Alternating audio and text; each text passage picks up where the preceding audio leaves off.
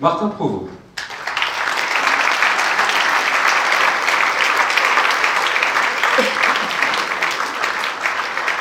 Bonsoir. Très belle salle. C'est toujours difficile de parler d'un film avant de le projeter. Avant, oui. Avant de le projeter à plus de 200 personnes. J'ai cru comprendre que c'était rien d'autobiographique, pardon, mais peut-être un hommage personnel. C'est ça? Oui, j'ai été sauvé à ma naissance par une sage-femme. Et donc, je ne sais pas s'il y a des sages-femmes dans la salle. Au fond, une. Ah oui, bonjour. Deux.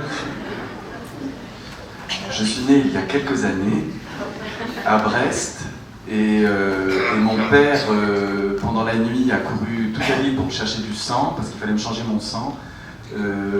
Problème de résus avec la mère, quelque chose qu'on traite aujourd'hui directement dans le ventre de la mère, mais enfin à l'époque c'était pas comme ça.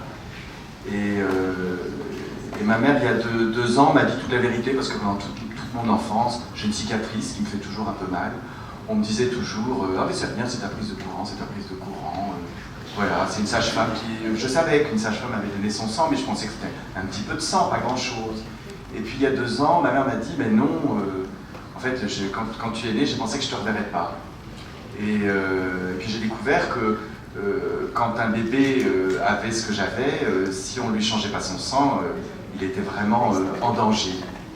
Donc mon père a couru toute la nuit, il n'a pas trouvé de sang, il est revenu bredouille, donc j'imagine déjà ce que j'ai attendu et ce que j'ai dû éprouver, puisqu'à l'époque aussi on partait du principe, enfin c'est ce que me disait mon père, un bébé c'était un tube digestif et qu'il ne pouvait rien sentir.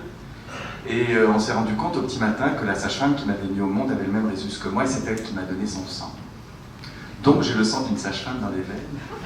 Et je dois dire que toute ma vie, j'ai eu des petits signes comme quoi ça n'était pas anodin.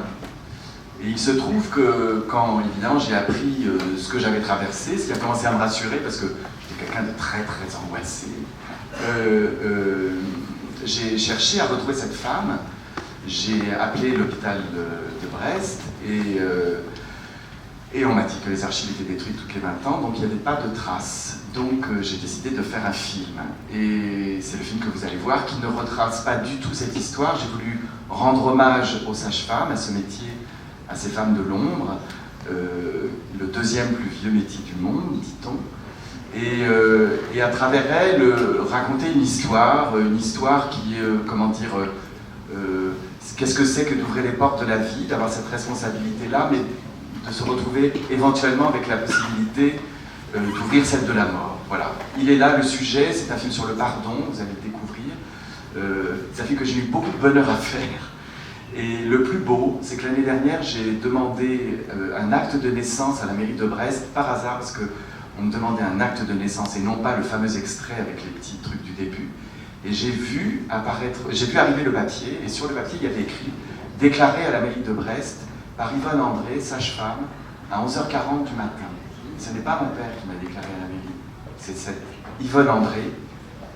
Et grâce à Télérama, parce qu'il y a eu un papier dans Télérama, ses petits-neveux m'ont écrit, et j'ai reçu ce matin sa photo.